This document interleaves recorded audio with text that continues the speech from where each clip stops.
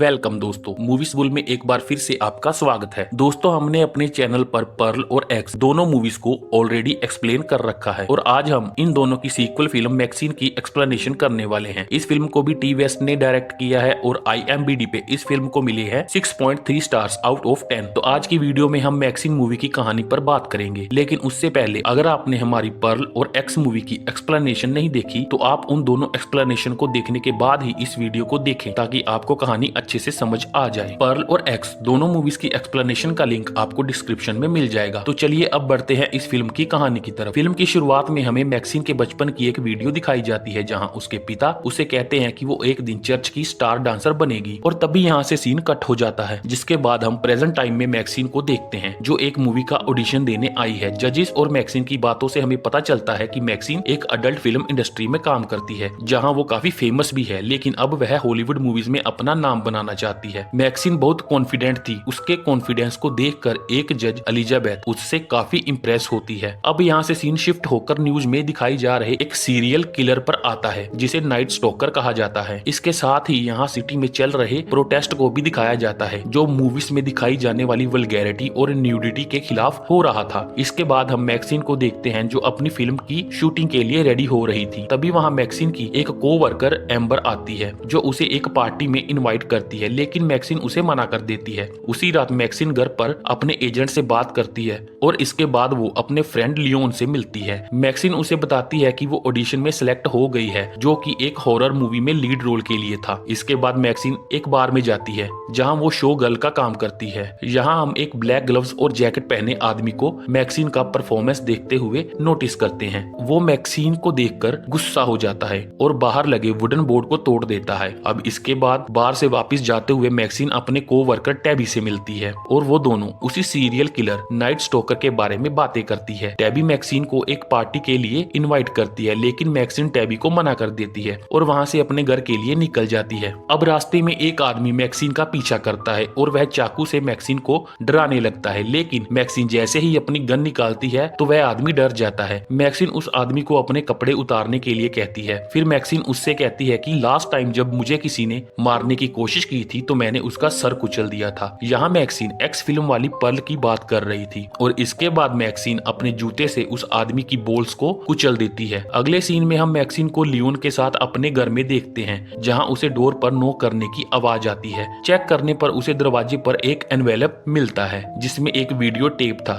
इसे प्ले करने पर पता चलता है कि यह एक पुलिस एविडेंस है जिसमें आर्म पर शूट किए हुए मैक्सिन के कुछ वीडियो क्लिप्स थे। इन क्लिप्स को देखकर मैक्सिन थोड़ा डर जाती है। इसी बीच लियोन की भी नींद खुल जाती है, लेकिन मैक्सिन जल्दी से टेप को छिपा देती है और लियोन के पूछने पर उसे कुछ नहीं बताती। उधर मैक्सिन के घर के बाहर हम उस आदमी को जिसने वो एनवेलप मैक्सिन के दरवाजे पर छोड़ा था उसी ब्लैक ग्लव्स पहने आदमी के साथ देखते हैं जो उस पर नजर रख रहा था। यहीं पर सीन कट हो जाता है और हमें स्क्रीन पर एक वीडियो दिखाई जाती है जिसमें एम्बर और टैबी को इसी ब्लैक ग्लव्स पहने आदमी ने किडनैप कर लिया है और उसके साथ कई और लोग भी हैं। अब अगली सुबह पुलिस को टेडी और एम्बर की लाश मिलती है। उनके शरीर पर पेंटागन का मार्क बना हुआ था जिसे देख पुलिस अंदाजा लगाती है कि इन्हें भी नाइट स्टॉकर ने ही मारा होगा। वहीं दूसरी तरफ मैक्सिन एक स्टूडियो में अपने हेड का एक लाइफ कास्ट बनवा रही थी जिसे मूवी में एज ए प्रोप यूज किया जाने वाला था, लेकिन अचानक से मैक्सिन को पर्ल का विजन आने लगता है और वो महसूस करती है कि पर्ल उसे चोक कर रही है। तभी वहाँ प्रोप आर्टिस्ट आ जाती है और उसकी मदद करती है। स्टूडियो से बाहर जाते वक्त मैक्सिन को अपनी कार की विंडशील्ड पर एक लेटर दिखाई देता है जिसमें किसी एकेडमी के स्टूडेंट्स की पिक्चर थी और इस पिक्चर में मैक्सिन भी थी। मैक्सिन लेटर में दिए हुए नंबर पे कॉल करती है और सामने वाला आदमी उसे एक होटल का एड्रेस देता है और उसे वहाँ मिलने के लिए बुलाता है। मैक्सिन उससे मिलने होटल में जाती है। वो आदमी उसे अपना नाम जॉन बताता है और कहता है कि वो बस एक प्राइवेट डिटेक्टिव है और उसे किसी ने मैक्सिन के बारे में पता लगाने के लिए हायर किया है। जॉन यहाँ मैक्सिन से फार्म में हुए इंसिडेंट के बारे में पूछता है जिस पर मैक्सिन उससे कहती है कि उसने वो कत्ल नहीं किए और अगर किए भी हैं तो यह बात कभी साबित नहीं की जा सकेगी। इसके बाद जॉन उसे एक एनवेलप देता है जिस पर एक एड्रेस लिखा था और जॉन उसे वहां जाने के लिए कहता है। बेसिकली जिस आदमी ने जॉन को हायर किया था वो इंसान मैक्सिन को इसी एड्रेस पर मिलेगा। जॉन के जाने के बाद मैक्सिन उस एनवेलप को खोलती है। इसमें फार्म में हुए इंसिडेंट की न्यूज के कटआउट थे। इसके बाद मैक्सिन वापस घर आती है जहाँ डिटेक्टिव विलियम्स और टोरिस उससे एम्बर और टैबी के बारे में पूछताछ करते हैं क्योंकि मैक्सिन उनकी कोवर्कर थी। मैक्सिन उन्हें कोई भी जानकारी देने से मना कर देती है और उनके जाने के बाद वो लियोन की शॉप में जाती है जो उसके घर के नीचे ही थी। मैक्सिन लियोन को वही टेप देकर इसके बारे में पता लगाने के लिए कहती है और वहाँ से अपनी न्यू मूवी की शूटिंग की लोकेशन पर चली जाती है। यहाँ मैक्सिन एलिजाबेथ से मिलती है जो मूवी की डायरेक्टर है। एलिजाबेथ उसे मूवी सेट का टूर देते हुए बताती है कि प्रोड्यूसर मैक्सिन को मूवी में रोल देने के खिलाफ है क्योंकि मैक्सिन एक एडल्ट फिल्म स्टार है, लेकिन उसे मैक्सिन का कॉन्फिडेंट बहुत पसंद आया और इस मूवी की लीड रोल के लिए वो परफेक्ट है। एलिजाबेथ मैक्सिन को एक मूवी के सेट पे ले जाती है जहाँ उसे विंडो में पर्ल दिखाई देती है जिसे देख मैक्सिन डर जाती है। वापस जाते वक्त मैक्सिन नोटिस करती है कि जॉन उसका पीछा कर रहा है। मैक्सिन वहीं पर अपनी गाड़ी रोकती है और जॉन पर अटैक करती है और उससे कहती है कि वो उससे दूर रहे वरना अगली बार वो उसे जिंदा नहीं छोड़ेगी। अब इन घटनाओं से मैक्सिन परेशान हो जाती है और अपने एजेंट टेडी के पास जाती है और उसे सारी बातें बताती है। टेडी उससे कहता है कि अब ये मैटर वो संभालेगा और मैक्सिन कोई चिंता ना करे। अब उसी रात ब्लैक ग्लव्स वाला आदमी लियोन की शॉप में आता है और लियोन पे हमला करके उसे मार देता है। अब अगली सुबह मैक्सिन अपने घर के बाहर पुलिस को देखती है और बाहर जाने पर उसे लियोन की डेड बॉडी दिखाई देती है और यह देखते ही मैक्सिन पूरी तरह टूट जाती है क्योंकि लियोन उसका सबसे अच्छा दोस्त था। अब पुलिस स्टेशन में डिटेक्टिव मैक्सिन को टैबी और एम्बर की बॉडी पर बने पेंटागन का मार्क दिखाती हैं। विलियम कहता है कि कोई नाइट स्टॉकर की कॉपी करने की कोशिश कर रहा है, लेकिन इन तीनों कत्लों में एक मैक्सिन ही कॉमन है। इसलिए डिटेक्टिव कहता है कि किलर को पकड़ने में मैक्सिन उनकी मदद करे और अगर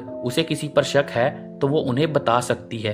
यह सब सुन के मैक्सिन कोई जवाब नहीं देती और वहां से चली जाती है। अब सीन शिफ्ट होकर मूवी के सेट पे आता है जहां एलिजाबेथ मैक्सिन को लेट आने पर वार्न करती है कि अगली बार ये सब नहीं होना चाहिए। एलिजाबेथ उसे मोली से मिलवाती है जो उसकी पहली फिल्म के लीड रोल में थी और मोली मैक्सिन को एडवाइस देती है कि अगर वो एलिजाबेथ के साथ उसके अकॉर्डिंग काम करेगी तो उसे इन फ्यूचर में बहुत अच्छे अच्छे ऑफर मिलते रहेंगे। मोली मैक्सिन से आज किसी पार्टी में जाने की बात कहती है जहाँ वो किसी प्रोड्यूसर से मिलने वाली है। अब मोली से मिलने के बाद मैक्सिन जैसे ही वहां से जाने लगती है उसे अपने सामने जॉन दिखाई देता है जो एक गन के साथ वहां आया था। मैक्सिन उसे देखकर भागती है और छुपने की कोशिश करती है लेकिन जॉन उसे ढूंढ लेता है। लेकिन जैसे ही वो मैक्सिन के पास पहुंचने वाला होता है वहां सिक्योरिटी गार्ड आ जाता है और जॉन को यहाँ से जाने के लिए कहता है। जॉन को जाता देख मैक्सिन चैन की सांस लेती है और तभी उसे एलिजाबेथ मिलती है जो मैक्सिन को समझाती है कि यह मूवी उसके लिए बहुत इंपॉर्टेंट है और मैक्सिन भी जवाब में कहती है कि उसके लिए भी ये मूवी बहुत इंपॉर्टेंट है। अब नेक्स्ट सीन में हम मैक्सिन को एक बार में देखते हैं जहां जॉन भी उसका पीछा करते हुए पहुंच जाता है। जैसे ही जॉन मैक्सिन के पास पहुंचता है वो मैक्सिन के साथ टेडी को भी देखता है और तभी अचानक पीछे से कोई जॉन पर हमला कर उसे बेहोश कर देता है। होश में आने पर जॉन अपने आप को एक कार क्रशर मशीन के अंदर पाता है और मैक्सिन मशीन को ऑन कर देती है जिससे जॉन की वही मौत हो जाती है। इसके बाद मैक्सिन अपने घर आती है जहाँ